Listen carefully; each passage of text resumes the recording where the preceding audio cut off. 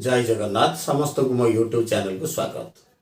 आज आम पढ़ा वर्ग पढ़ा मोर पूर्व भिडियोटे थिला ए प्लस बी रो होल स्क्वायर सूत्र साहाय्य आम वर्ग निर्णय करथिले किंतु आज आम पुनर्बार से ए प्लस बी रो होल स्क्वायर को व्यवहार करी अति सहज केमती आम वर्ग निर्णय करि परिबा देखिबा। तेणु देखा जाऊ वर्तमान 56 रे नेबी वर्तमान 56 रो वर्ग निर्णय करिबो 56 रो वर्ग अतले ए प्लस बी रो होल स्क्वायर अतले याको मु नेबी ए नेली याको नेली ए याको नेली बी। वर्तमान मु कोन करिवि याको वर्तमान एठी नेबी एस स्क्वायर अर्थात कोन ए हला कोन 5 रो वर्ग नेली केते 25 तार एठी नेबी केते 6 रो वर्ग 36 तापरे कोन करिवि 2 ab रो अर्थात 2 ab 2 इंटू ab अर्थात एटा केते हला 6 30 गुणे 60 हे गला। वर्तमान मोट लेखा सरी गला वर्तमान ऐड कर दबा 6 को 6 3 को 3 6 5 11 हे गला। वर्तमान 56 रो कली मु वर्तमान 65 रो वर्ग निर्णय करिया से एका पद्धति प्रयोग करिया। वर्तमान कोन करिया 6 रो वर्ग 36 5 रो वर्ग 25 6 30 दुने 60 6 30 दुने 60 60 नेले वर्तमान निर्णय करे ऐड कर दबा 5 ये हला 2 ये हला 6 6 12 2 1 4 ठीक अछि।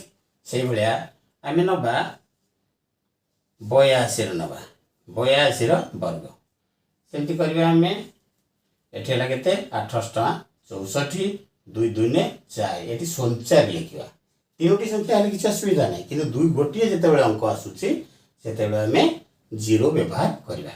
वर्तमान 8 2 ने 16 2 ने 32 आतले 3 आउ 2 वर्तमान 4 को 4 2 को 2 4 3 7 6 से बेले आउ दुटा उदाहरण मध्ये नबा।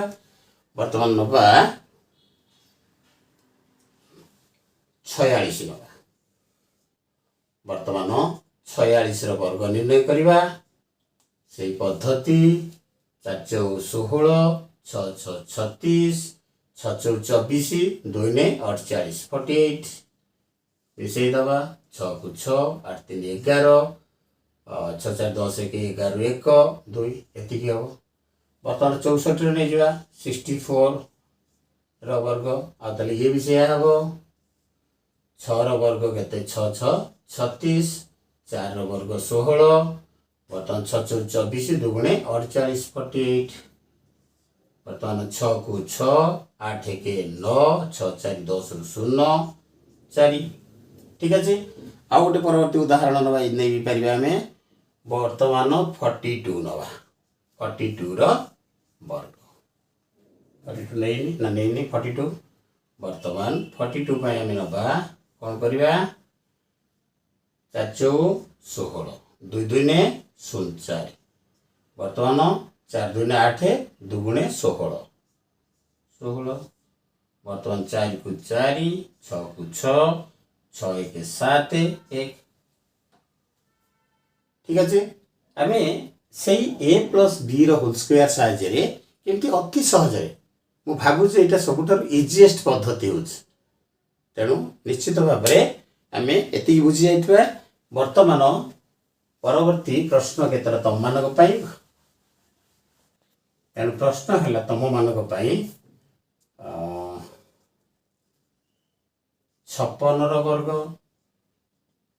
और 86 रो वर्ग 34 रो वर्ग